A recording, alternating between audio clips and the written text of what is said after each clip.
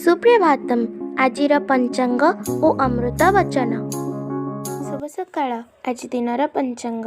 ଆଜି ଶ୍ରୀ ଶ୍ୱେତବରାହ କଳ୍ପର ବୈବସ୍ୱତ ମନ୍ୱନ୍ତର ଦ୍ୱିତୀୟପରାର୍ଦ୍ଧ ଦକ୍ଷିଣାୟନ ଶୀତ ଋତୁ ପୌଷ ମାସ ଶୁକ୍ଳପକ୍ଷ ଦ୍ୱିତୀୟା ତିଥି ସୋମବାର ଚୁକାବ୍ଦ 5127 ବିକ୍ରମ ସମ୍ବତ 2082 ଡିସେମ୍ବର ମାସର 22 ତାରିଖ। ଆଜି ଦିନଟି ସମସ୍ତଙ୍କ ପାଇଁ ମଙ୍ଗଳମୟ ହେଉ, ଈଶ୍ୱରଙ୍କ ନିକଟରେ ବିନମ୍ର ପ୍ରାର୍ଥନା।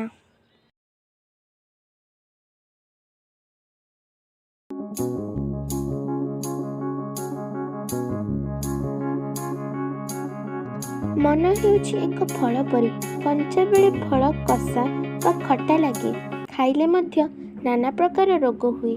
ପୁଣି ସେହି ଫଳ ପାଚିଲେ ସୁସ୍ୱାଦୁ ଓ ଉପକାରୀ ହୁଏ ଏବଂ ତାହା ଦେବତାଙ୍କ ଭୋଗରେ ମଧ୍ୟ ଲାଗେ। ମନ ମଧ୍ୟ ସେହିପରି।